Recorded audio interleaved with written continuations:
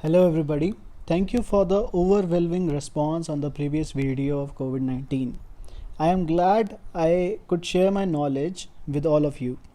So continuing on similar lines, the discussion for today is about 2-DG, that is 2-deoxy-D-glucose. It is claimed that it accelerates the recovery in patients of COVID-19 who require oxygen supplementation, and it elevates the typical symptoms of COVID-19, that is the breathlessness. Okay, so it has been developed jointly by the DRDO, that is Defense Research and Development Organization, and Dr. Reddy's labs. So firstly we'll talk about the glucose molecule. What is a glucose molecule? Glucose is a 6-carbon molecule. The first carbon is here, second, third, 4, 5, 6. Basically it is the smallest unit which get digested into the human body and release energy. So it is glucose molecule. This is basically the glucose molecule. So what we are doing is, we on second carbon remove this OH group. On second carbon I have removed this OH group. So now it becomes 2-deoxy. On second carbon I have removed the group, that is on second carbon 2-deoxy D-glucose. Okay, so on second carbon we have removed the oxygen, so it becomes 2-deoxy. And about the D, it is an enantiomer. We have two enantiomer, L and D. So D is dextrorotatory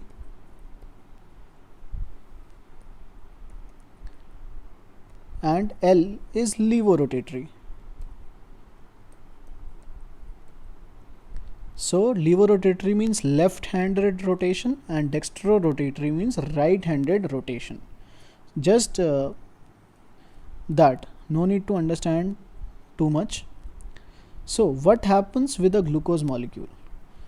When a glucose molecule enter the body, it enter into the cell, and in the cytoplasm it undergoes glycolysis. So what is glycolysis? In glycolysis, the glucose, it is getting converted into pyruvate, which goes into the mitochondria, and through the electron transport chain it releases energy.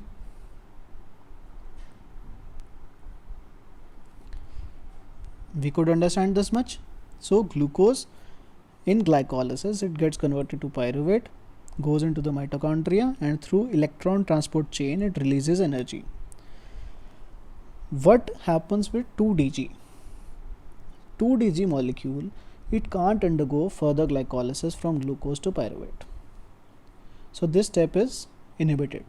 So there is no breakdown of glucose to release energy. Okay. So what happens is, this molecule enters into the tumor cell and viruses. This 2-DG molecule, it enter and accumulates in the tumor cell and viruses. As we all know that tumor cells, they love glucose, so they accumulate a lot of glucose and they grow in size. So if a cell takes up this molecule of 2-DG, then it won't have any energy to survive and eventually dies down. So in tumor cells there is no energy, so it dies down. Similar is with the viruses. 2-DG accumulates in the virus cell, doesn't let it to produce any energy, and the virus dies. Second function of 2-DG, it mimics ketogenic diet. We give it in epilepsy. To treat epilepsy, we give 2-DG. It mimics ketogenic diet and helps in epilepsy treatment. So it might also be used for obesity, to decrease weight. Okay, it has not been used till now, but it might. So what happens? What is the dosage of 2 dg? Anybody? Okay, so the approved dosage of 2 dg is 45 milligram per kg per dose. Ideally, we are giving two doses, first in the morning, second is the evening. BD dose. Maximum permissible milligram is 63 mg per kg per dose. Okay, so one packet of 2 dg, it contains 5.85 grams, and we have to dissolve it in 100 ml of potable water. So 100 ml water contains 5.85 grams of 2 dg. So how do we calculate the dosage for a particular individual? First of all, we take 0.77. If the body weight of the patient is 60 kg, then we just simple multiply it and it becomes 46.2 ml. So we have to make the patient drink 46.2 ml of that solution we have made of 2 dg, which contains 5.85 grams in 100 ml. So 46.2 ml out of 100 ml to be drank by the patient. Okay, and what do we have to do with the remaining thing? We have to discard it, and we have to make a new solution for the next dose of the patient. Understood? So how does it work in COVID-19? This was the basic thing which was there. Now specifically to COVID, how does it work? Firstly, it accumulates in the virus cell, as we have all discussed. It inhibits the viral synthesis by cutting off the energy supply. Correct?